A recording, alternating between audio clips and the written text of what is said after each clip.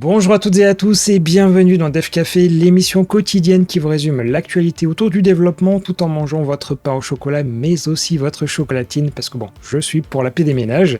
Et dans cet épisode de mardi, on évoquera les suites dans le procès contre GitHub Copilot, mais aussi que F-Droid est bloqué en Chine ou encore que c'est fini mais pour l'ancien Google Analytics. Et avant de voir ce programme super passionnant, j'enlève la poussière des livres d'histoire pour qu'on s'intéresse à ce qui s'est passé un 4 juillet, et en l'occurrence, il faut revenir très longtemps en arrière, puisque c'est en 1956. Et à l'époque, les ordinateurs n'avaient rien à envier à ceux d'aujourd'hui en termes de taille, mais aussi en termes de saisie des informations, car il n'y avait tout simplement pas de clavier, mais plutôt des interrupteurs ou des cartes perforées. Et la grosse nouveauté de ce 4 juillet, c'est que le MIT mettait à jour son ordinateur appelé le Worldwine pour lui permettre justement d'avoir un clavier. Bon, forcément, il n'y avait pas des switches custom ou encore des couleurs RGB, mais c'est en tout cas une très vieille innovation. Allez, on referme déjà ce livre pour lui faire reprendre la poussière et vous pouvez maintenant siroter tranquillement votre café pour les actus du jour.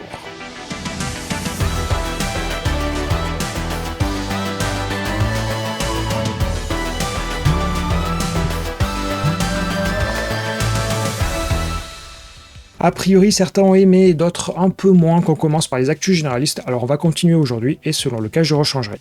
Mais bref, on va rentrer dans le vif du sujet avec justement la manière de rentrer sur le marché chinois quand on est une entreprise qui n'a pas la nationalité chinoise. Alors certes, il faut traduire tout le contenu, mais imaginons que vous vouliez publier un jeu, les quotas sont très limités. Et en effet, c'est le principe que tout est interdit sauf certains jeux qui pourront être validés pour être publiés.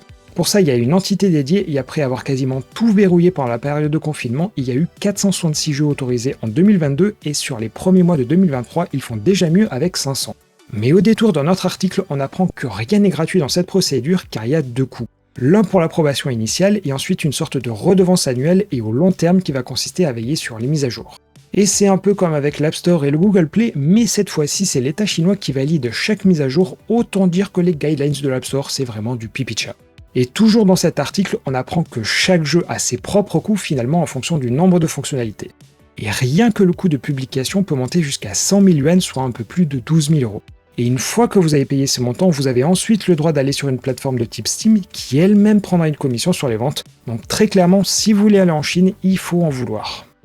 Allez, on continue et si je vous parle de gaming en ce moment, il y a Microsoft qui essaie de racheter Activision Blizzard King pour 70 milliards de dollars et les auditions devant la FTC nous donnent beaucoup d'infos. Mais c'est pas ce qui nous intéresse ici, mais plutôt un autre procès chez Microsoft et en l'occurrence celui autour de GitHub Copilot. Il avait été lancé en novembre dernier car de nombreux développeurs avaient remarqué que leur code était quasiment recraché comme tel et parfois même des commentaires étaient des copier-coller.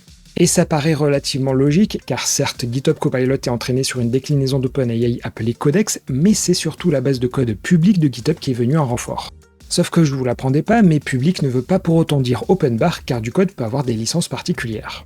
Et c'est justement ce qui est reproché dans la plainte, et après une première audition il y a quelques semaines, un deuxième document a été publié par Microsoft et GitHub. Et en réalité, l'audience n'aura lieu qu'en septembre, et pour le moment les avocats donnent des arguments, et voilà l'essentiel de ce que GitHub nous donne dans ce nouveau document.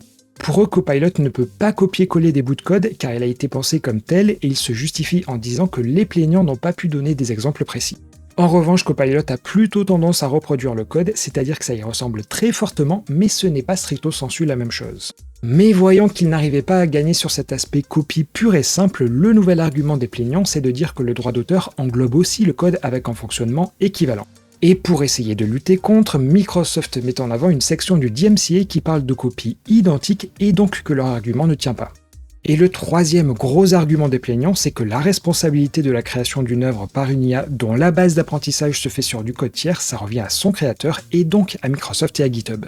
Mais là-dessus, les avocats de Microsoft disent que certes l'IA est entraînée sur le code public de GitHub, mais en l'occurrence les propriétaires de ces repos ont accepté les conditions d'utilisation de GitHub qui autorisent la visualisation, l'utilisation, l'indexation et l'analyse du code en public. Et en gros, ils essayent de faire passer le message comme quoi GitHub est une sorte de grosse bibliothèque dans laquelle on peut apprendre des choses, mais c'est pas pour autant qu'on vient mettre en procès à chaque nouvel écrivain dans le cas des bibliothèques. Bref, vous le voyez, la stratégie de Microsoft et de GitHub, c'est d'essayer de répondre point par point. Mais pour le moment, ce ne sont que des documents qui sont mis à dispo des juges, car il faudra attendre le 14 septembre pour que les deux parties viennent en discuter en face à face. Mais d'ici là, d'autres documents comme ceux que je viens de vous parler devraient se rajouter, donc comme on dit, suite au prochain épisode.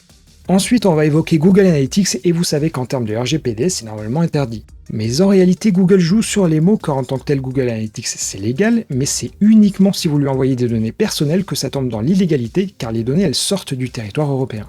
Et c'est donc pour ça que vous pouvez possiblement l'utiliser, mais uniquement si vous mettez une couche d'anonymisation, mais bon, je crois que personne n'a pris la peine d'en créer.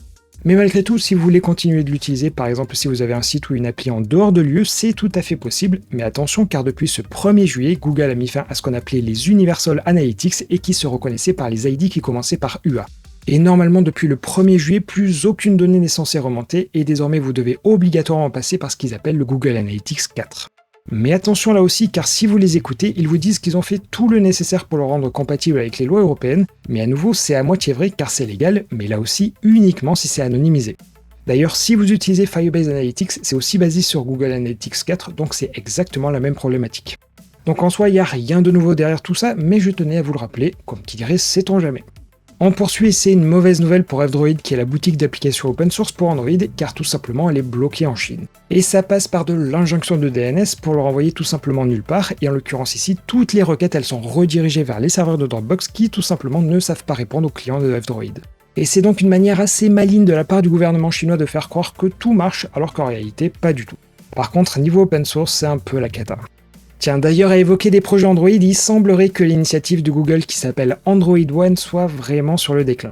Et en effet, le site n'a pas été mis à jour depuis très longtemps et aucun téléphone de 2023 n'est listé sur le site. Et pour rappel, l'idée d'Android One c'était de fournir une version plus light d'Android pour viser les marchés émergents, mais on en trouvait quand même aussi par chez nous.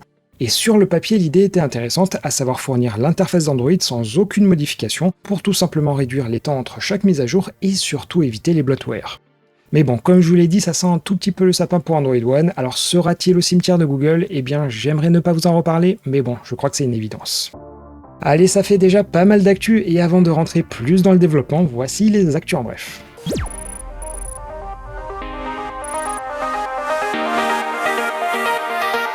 Et oui, pas un jour ne passe sans qu'on apprenne la fin d'un projet, et en l'occurrence, il y en a 2 aujourd'hui. Tout d'abord Gi-Fi4 dont vous me pardonnerez la prononciation et qui était un service d'hébergement de vidéos et principalement de GIF. Il avait été racheté par Snapchat mais le 1er septembre ce sera rideau complet. Et l'autre service dont il vous faudra faire le deuil c'est Google Digital Garage qui était assez peu connu et qui était une sorte de cours en ligne réunissant des experts. Les thématiques concernaient le développement d'entreprise, de sa carrière professionnelle ou encore de la confiance en soi. Bref, un savant mélange qui ne semble pas avoir marché et qui va finir droit au cimetière de Google. Et ensuite, comme qui dirait, certains osent tout puisque les arènes de Nîmes dans le Gard se proposent d'accueillir le futur combat entre Mark Zuckerberg et Elon Musk façon gladiateur. Comme qui dirait, c'est beau de rêver. Et d'ailleurs, toujours autour d'Elon Musk, les fameux problèmes de Twitter autour du scrapping ne seraient peut-être qu'un alibi. Car en effet, la version web de Twitter envoie en boucle des requêtes à l'API, ce qui pourrait être la véritable cause de lenteur du service. Et enfin, la commission d'enrichissement de la langue française a proposé des remplacements à des anglicismes et la bonne nouvelle c'est qu'enfin on n'entendra plus parler de digitalisation mais de numérisation ou de numérique selon les contextes. Et dans la même veine, les restaurants tout en ligne désigneront les dark kitchens et les entrepôts relais les dark stores. Et enfin, vous avez probablement entendu parler des SPAC sur les marchés financiers et l'équivalent sera les SAVS. Et cela veut dire Société d'acquisition à vocation spécifique dans sa version courte et qui sera dans sa version longue une société ad hoc introduite en bourse par voie d'émission d'actions offerte à un public en vue de sa cotation qui est constituée afin d'acheter au gré des occasions une ou plusieurs entreprises non codées et de les absorber. Waouh, c'est tellement plus simple, c'est pas vrai? Bon, je vous blablate beaucoup depuis le début, mais il est temps de rentrer dans le concret et en l'occurrence on va poursuivre sur Android, mais côté développement cette fois-ci. Pour ça, vous avez peut-être déjà remarqué qu'il existe des émulateurs en version desktop pour tester vos applications en mode freeform, c'est-à-dire que vous pouvez les utiliser comme des applications classiques en les déplaçant ou alors en les redimensionnant. Et en parallèle de ça, il existe aussi les pre-launch reports sur le Google Play qui vous donnent des infos sur vos builds avant de les publier, comme par exemple des potentielles erreurs ou alors des warnings. Mais surtout, vos apps sont lancées sur de vrais devices dans Zontas Lab et elles sont testées et tous les résultats vous sont retournés et tout ça gratuitement. Et finalement, tout ce blabla pour en revenir au fait que désormais les test reports ils s'exécutent aussi en mode desktop, ce qui devrait améliorer en toute logique vos applications pour Chrome OS et dans une moindre mesure pour les tablettes.